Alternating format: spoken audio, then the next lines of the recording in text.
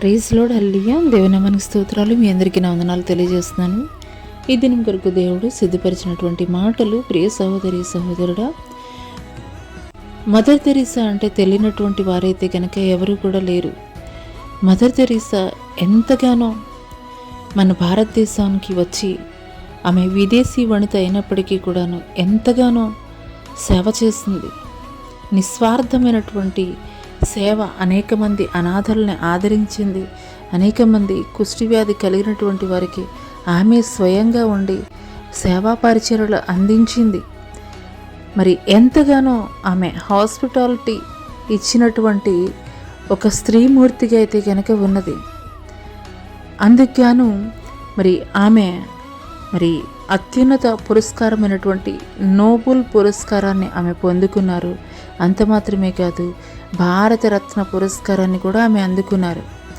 అదే రీతిగా క్రికెట్ క్రీడలో గనుక మనం చూసుకున్నట్లయితే కనుక సచిన్ టెండూల్కర్ ఎంతో అద్భుతంగా భారత ప్రభుత్వానికి తన యొక్క ఆట తీరు ద్వారా మరి భారత టీంని ఎన్నో మార్లు విజయ పథం వైపు నడిపించాడు. ఎంతగానో శ్రమించాడు. ఎంతగానో మరి డెడికేటెడ్గా తను ఆడుతున్నటువంటి ఆ యొక్క క్రీడ మీద తన జీవితాన్ని కూడా ప్రక్కన పెట్టి, తన వ్యక్తిగత జీవితాన్ని కూడా ప్రక్కన పెట్టి మరి భారతదేశం పక్షంగా ఆడి తన యొక్క త్యాగ నిరతికి భారత ప్రభుత్వం గుర్తించి రాజ్యసభ సభ్యునిగా అయితే గనక సచిన్ టెండూల్కర్ని గౌరవించడం జరిగింది. ఈ మాటలు ఎందుకు మీకు తెలియజేస్తున్నానంటే కనుక, ఒక మదర్ తెరీసాను చూసుకున్నట్లయితే ఆమె విదేశీ వనిత మన భారతదేశానికి వచ్చి ఎంతోమంది అనాథల్ని ఆదరించింది. ఎంతోమంది కుష్ఠవ్యాధి కలిగినటువంటి వారికి సేవా పరిచర్య చేసింది. ఆమె తుది శ్వాస వరకు కూడాను ఆమె సేవా పరిచర్య చేస్తూనే ఉన్నది. మరి ఆ సేవా పరిచర్య చేస్తున్నప్పుడు ఆమె ఎప్పుడు కూడాను అనుకోలేదు నన్ను ఎవరైనా గుర్తించాలి, లేదంటే గనక ఎవరైనా గుర్తింపు ఇవ్వాలని ఆమె ఆ యొక్క సేవా పరిచర్య జరిగించలేదు. కానీ తాను చేస్తున్నటువంటి పని పట్ల నిబద్ధత కలిగి అంకిత భావంతో ఆమె ఆ సేవ చేస్తున్నప్పుడు ప్రభుత్వమే గుర్తించి ఆమెకి నోబెల్ పురస్కారాన్ని ఇవ్వడం జరిగింది.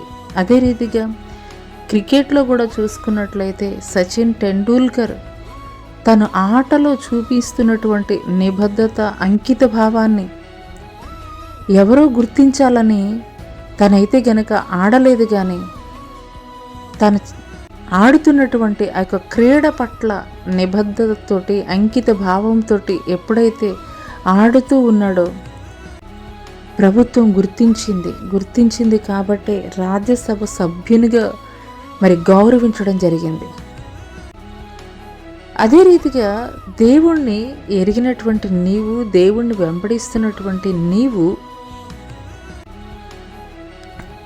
మరి దేవుడు నన్ను ఆశీర్వదించాలి, దేవుడు నన్ను ఒక ఉన్నత స్థానంలో ఉంచాలి అని దేవుడిచ్చేటువంటి ఆశీర్వాదాల కొరకు కాదు, కానీ దేవుడు నిన్ను ఏ పని నిమిత్తము నిన్ను పిలిచాడో, ఏ పని జరిగించమని నీకు బాధ్యత అప్పగించాడో ఆ బాధ్యతని, ఆ పనిని నువ్వు నిబద్ధతతోటి నువ్వు చేస్తూ వెళుతున్నప్పుడు నిశ్చయముగా ఒకానొక దినము నువ్వు అంకిత భావంతో, నిబద్ధతతోటి నువ్వు చేస్తున్నటువంటి భక్తిని, నిస్వార్థపూరితమైనటువంటి నువ్వు చేస్తున్నటువంటి భక్తిని, ఇతరులకు చేసేటువంటి సహాయాన్ని, ఇతరుల పట్ల నీవు చూపించేటువంటి ప్రేమని, ఇతరులని నీవు ఆదరించేటువంటి క్రమాన్ని, దేవుని పట్ల ఎంత విధేయత కలిగి ఉన్నావో, దేవుని యొక్క గుణగణాలని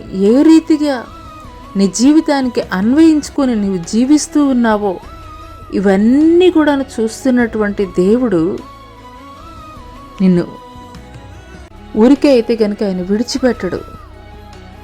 ఈ లోకంలో ఉన్నటువంటి మరి ఒక మదర్ తెరీసా కానీ, లేదంటే గనక మనం ఎగ్జాంపుల్గా చెప్పుకున్నటువంటి ఈ యొక్క సచిన్ టెండూల్కర్ వారి యొక్క ఎంపిక చేసుకున్నటువంటి విభాగాల్లో వారి అంకిత భావంతో ఎవరి యొక్క మెప్పు, ఎవరి యొక్క మరి అవార్డులు పొందుకోవాలని వారు చేయలేదు. ఆ పని చేస్తున్నప్పుడు ఆ రీతిగా చేసుకుంటూ వెళుతున్నప్పుడే మరి ప్రభుత్వం వారైతే గుర్తించి వారిని అభినందించడం జరిగింది, సత్కరించడం జరిగింది.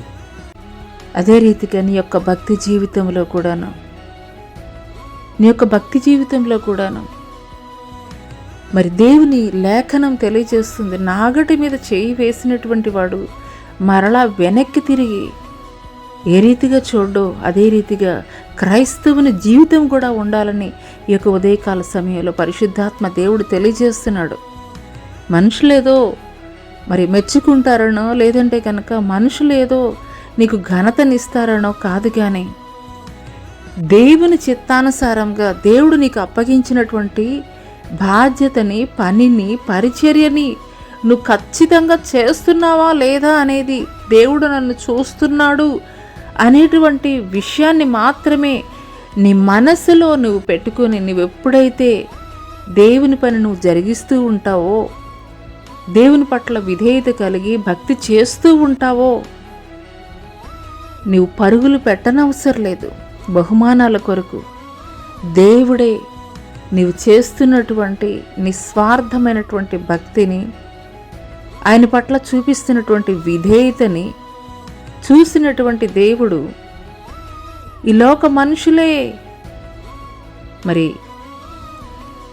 డెడికేటెడ్గా చేస్తున్నటువంటి వ్యక్తులను సత్కరించినప్పుడు మరి అంతకన్నా గొప్ప తండ్రి అయినటువంటి నీ పరలోకపు తండ్రి నీకు బహుమానం ఇవ్వడా? నిశ్చయముగా ఇస్తాడు. కాబట్టి బహుమానాల కొరకు కాదు, కానీ దేవుని పని ఆయన చిత్తానుసారముగా ఆయన మెప్పు పొందేటువంటి రీతిగా నేను చేస్తున్నానా లేదా అనేటువంటి దాని మీదే నువ్వు దృష్టి కలిగి నీకు అప్పగించినటువంటి పనిని, బాధ్యతని నువ్వు చేస్తున్నప్పుడు నిశ్చయముగా ఆయన ఒకానొక దినము నిశ్చయముగా ఆయన నిన్ను హెచ్చించబోతున్నాడు. నిశ్చయముగా ఆయన నిన్ను ఘనపరచబోతున్నాడు.